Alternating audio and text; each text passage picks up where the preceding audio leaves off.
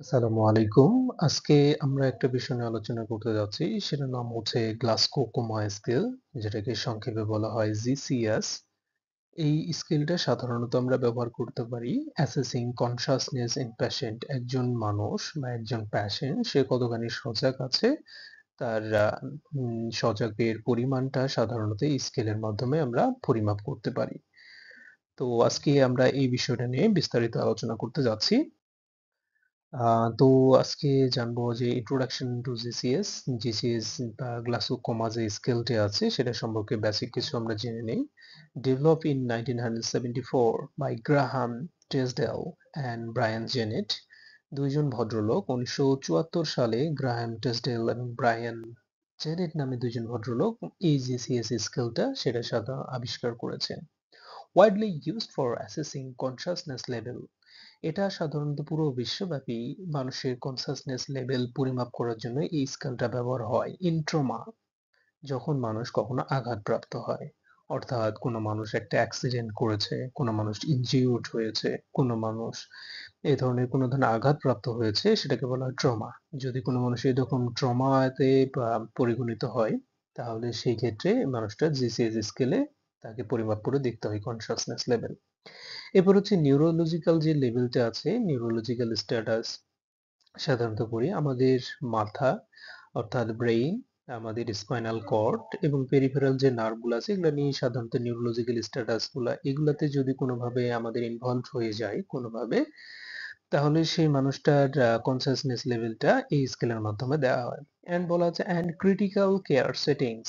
Critical care settings বলতে আমরা সাধারণত আইসিইউ বুঝে থাকি, সিসিইউ বুঝে থাকি, এইচডিইউ, এনআইসিইউ, এরকম যে ক্রিটিক্যাল রোগীগুলো যে সকল ওয়ার্ডগুলোতে থাকে, এই সকল ওয়ার্ডগুলোতে এই মানুষগুলো বা পেশেন্টগুলোকে আমাদের সাধারণত জিসিএস স্কেলে তাদের কনসাসনেস লেভেলগুলা পরিমাপ করা হয়। তো আমাদের এই যে জিসিএস স্কেলটা আছে, এটা সাধারণত ৩টা রেসপন্সের উপর ভিত্তি করে আমরা পরিমাপ করে থাকি। ওখানে বলা হচ্ছে বেসড অন 3 বিহেভিয়ারাল রেসপন্স। আমাদের চারিত্রিক ৩ ধরনের রেসপন্স দ্বারা আমরা এই জিসিএস স্কেলটা সাধারণত পরিগণিত বা পরিমাপ করে থাকি।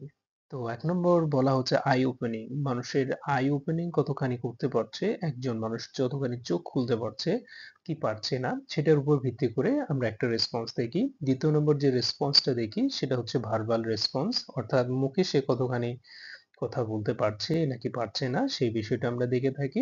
৩ নম্বর দেখে থাকি মোটর রেসপন্স। মোটর রেসপন্স হচ্ছে কোন একটা মানুষের নির্দিষ্ট স্টিমুলাই দিলে মানুষের যে মাসল গুলো আছে সেগুলো সাধারণত রেসপন্স করে, মাসল গুলাকে আমরা নড়াচড়া করতে সক্ষম হই। সেই রকম নড়াচড়া সে করতে আসলে পারছে কিনা সেটা এখানে দেখা হয়। তো এখন আমরা দেখব যে স্কোরিং গাইড, যে আমাদের যে জিসিএস স্কেলটা আছে সেই স্কেলটাতে আমরা ৩টা অংশ আগে দেখেছিলাম, যে eye opening, verbal response and motor response. এগুলাকে সর্বপ্রথম একটা একটা করে দেখা যাক। আচ্ছা, সর্বপ্রথম বলা হচ্ছে আই ওপেনিং, অর্থাৎ চোখ কতখানি খুলতে পারছে বা মেলতে পারছে তার উপর ভিত্তি করে এটাকে সংক্ষেপে আমরা ই দ্বারা প্রকাশ করে থাকি। যদি এরকম হয় যে কোনো একটা পেশেন্ট আমরা স্পন্টেনিয়াস অর্থাৎ স্বতঃস্ফূর্তভাবে বা স্বাভাবিকভাবে সে চোখ মেলতে পারছে, এদিকে ওদিকে তাকাইতে পারছে, তার তাহলে তার আই ওপেনিং স্কোর হবে ৪। যদি এরকম হয় যে আমরা সে এদিক ওদিক তাকাইতে পারছে না, যদি আমরা কথা বললাম যে হ্যাঁ আপনি একটু তাকান তো, তারপরে সে যদি তাকাইতে পারে, তাহলে আমরা অর্থাৎ আমরা একটা কথা বললাম তার প্রেক্ষিতে সে চোখটা খুললো, মেললো অথবা তাকাইতে পারছে, এটা তাহলে তার স্কোর, যদি এরকম কোনো পেশেন্ট পায় তাহলে তার স্কোর হবে, আই ওপেনিং স্কোর হবে 3। যদি এরকম হচ্ছে যে আমরা তাকে ডাকছি, ডাকার পরেও সে কোনো ধরনের রেসপন্স করছে না, আর তাকে যদি আমরা একটু সামান্যতম পেইন দেই, অর্থাৎ কোনো জায়গাতে কোনো একটা যদি চিমটি কাটি, চিমটি কাটার ফলে সে যদি চোখ খুলে, তাহলে তার স্কোর হবে 2। এরপরে কোনোভাবেই কোনো কাজ হচ্ছে না, অর্থাৎ সে কোনোভাবেই কথা দিয়েও সাড়া দিচ্ছে না, কোনো ধরনের পেইন দিলেও সে কোনো ধরনের রেসপন্স করছে না, তখন সেটাকে নো রেসপন্স, তখন তার স্কোর হবে 1। ঠিক এরকম ভাবে আই ওপেনিং করে ফেললাম, আই ওপেনিং স্কোর আমরা মেজারমেন্ট করে থাকি। ২য় নম্বর হচ্ছে ভার্বাল রেসপন্স, অর্থাৎ মুখে যা কথা বলছি সেই অনুযায়ী সে কোনো ধরনের রেসপন্স করছে কিনা। যদি এরকমটা হয় আমরা যা কিছু বলছি সবকিছু সে সঠিকভাবে ভালোভাবে উত্তর দিচ্ছে, তাহলে সে ওরিয়েন্টেড বা স্বাভাবিক মানুষ বা সজাগ মানুষ হিসেবে ধরা হয়। যদি সে এরকম হয় যে আমার উত্তরগুলো আমি তাকে প্রশ্ন করতেছি কিন্তু সেই প্রশ্নের উত্তরগুলোতে খুব সন্দিহান, অর্থাৎ আমি তাকে নাম জিজ্ঞেস করছি, তার ঠিকানা জিজ্ঞেস করছি, আদার্স কিছু জিজ্ঞেস করছি, সে উত্তর দিতে পারছে কিন্তু কিছুটা কনফিউজ। যদি এরকম কোনো মানুষ হয় তাহলে তার স্কোর হবে ভার্বাল রেসপন্স স্কোর 4। যদি এরকম হয় যে কনফিউজড না ইনঅ্যাপ্রোপ্রিয়েট ওয়ার্ডস, অর্থাৎ যে উত্তরগুলো দিচ্ছে সেগুলো সব এলোমেলো অগোছালো কোনো কথাবার্তা বলতেছে, কোনো শব্দ উচ্চারণ করতেছে, যদি এরকম রেসপন্স পাই তাহলে তার স্কোর হবে 3।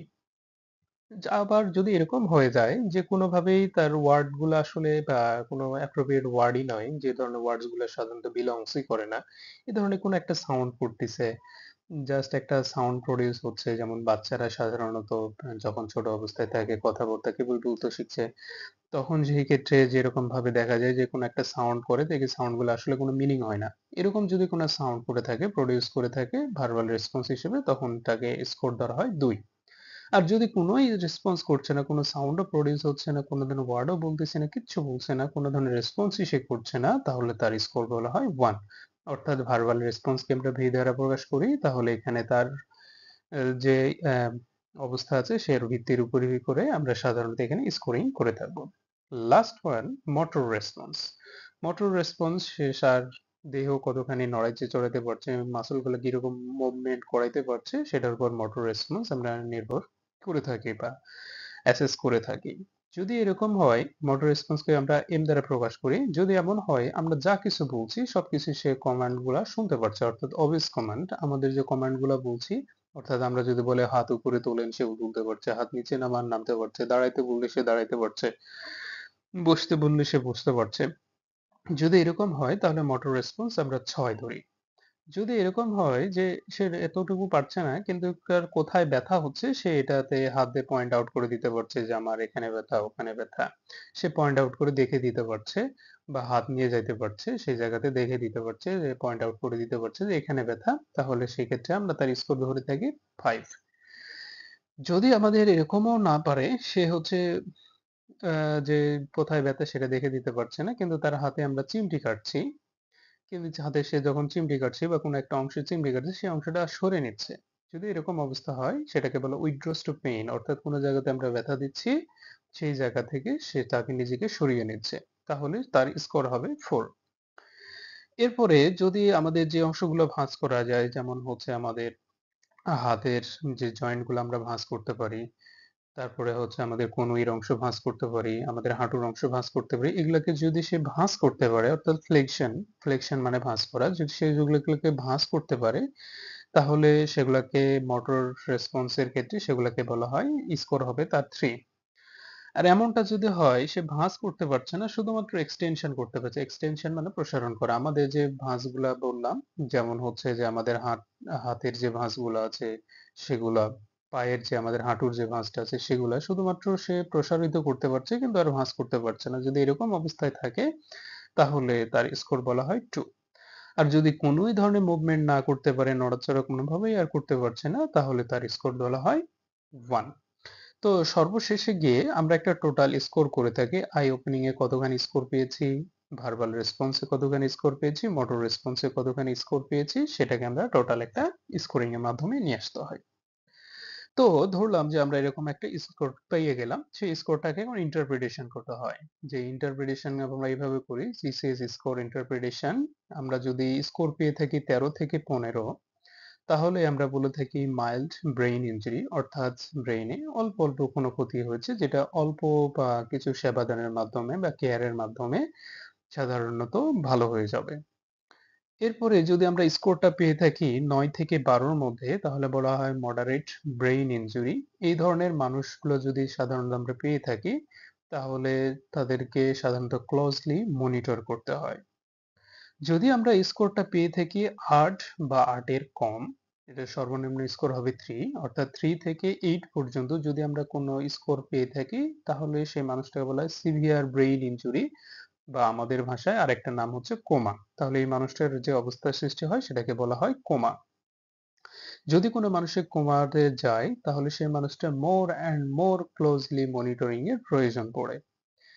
তাহলে আমরা এই ইন্টার স্কোর অনুযায়ী আমরা এই 3 ধরনের ইন্টারপ্রিটেশন করতে পারি। এখন একটা কেস এক্সাম্পল দেখা যাক যে একটা সিনারিও আমরা কল্পনা করে থাকি। একজন 30 years old patient post RTA অর্থাৎ রোড ট্রাফিক অ্যাক্সিডেন্ট। একজন মানুষ পাইলাম 35 বছর বয়সী একজন মানুষ, যেটা হচ্ছে রোড ট্রাফিক অ্যাক্সিডেন্ট করে আসছে।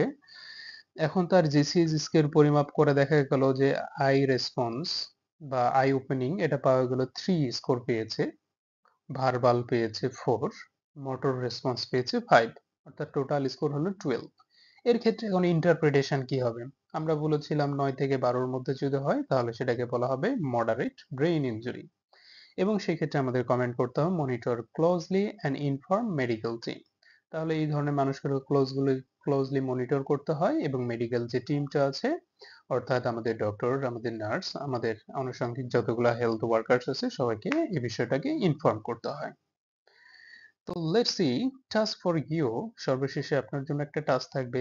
এ 65 years woman with stroke found in ICU. একজন মানুষ 65 বছর একজন মহিলা আইসিইউতে পাওয়া গেল। Someone measure her GCS. কেউ একজন তার জিসিএস পরিমাপ করেছে। দেখা গেল যে ই2 অর্থাৎ আই ওপেনিং পাওয়া গেল 2, ভার্বাল রেসপন্স পেয়েছে সে 3, মোটর রেসপন্স পেয়েছে সে 3। What is your interpretation? আপনার ইন্টারপ্রিটেশন কি হবে? নিচে কমেন্ট করে জানাবেন। থ্যাংক ইউ ভেরি মাচ এতক্ষণ সঙ্গে থাকার জন্য।